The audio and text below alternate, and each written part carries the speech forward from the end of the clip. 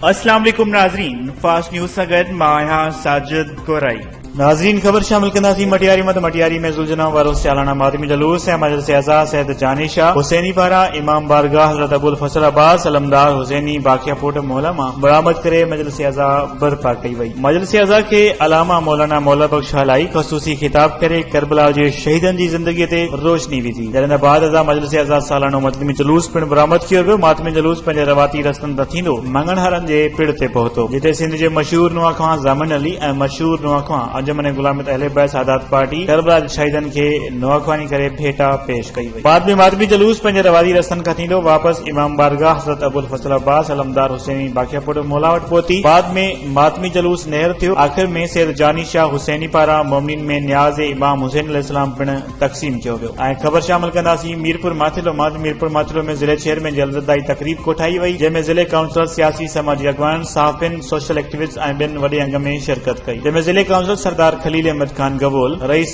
बहराम चन्नड़, दरिया खान लुंड, अली हसन नाइच, इमदाद अली महर ऐं ॿियनि केतिरनि ई शिरकत कई। तक़रीब में ज़िले चेयरमैन तरफ़ां ज़िले चेयरमैननि खे सिंध जी सकाफ़त अजरक शील्ड्स पिणु क़ीमती तोहफ़ा पेश कया। उन मौक़े ते सरदार हाजी खान महर मीडिया खे ॿुधायो त असां ज़िले घोटिया में रिकॉर्ड तरक़ियाती कम कराया आहिनि, जंहिंमें 802 स्कीमनि मां 675 स्कीमूं मुकमल करायूं वयूं आहिनि, जंहिंमें स्ट्रीट लाइटूं, सोलर सिस्टम, नालियूं, आरो प्लांट ऐं ॿिया कम कराया आहिनि। तक़रीब जी पुॼाणीअ में सियासी समाजी अॻवान साफ़िन सोशल एक्टिविस्ट ऐं ॿियनि खे सुठी कारकर्दगी ते शील्ड्स ऐं अजरूं पिणु तोहफ़े तौर ॾिनियूं वयूं।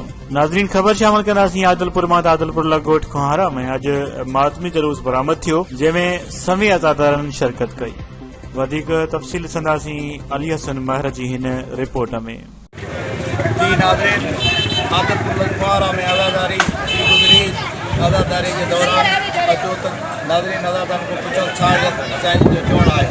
मिन्नी व अना मिनल हुसैन, मां हदीस रसूल पढ़ी, अल्लाह जो रसूल फरमाए तो हुसैन मामा हुआ, मां हुसैन मोहा, ऐं जेके भी मोहम्मद मुस्तफ़ा अहमद मुजतबा सल्लल्लाहु अलैहि वसल्लम ते कलमो पढ़नि था उन्हनि जो इमाम हुसैन आहे।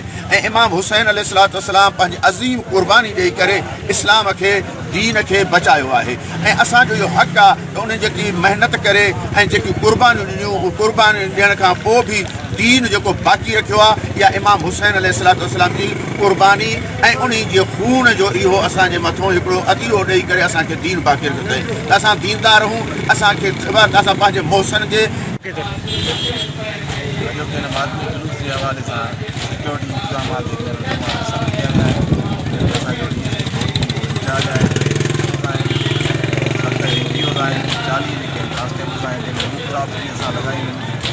लगायो आहे ऐं वधि जेको आहे सो सभिनी जे हिसाब सां तमामु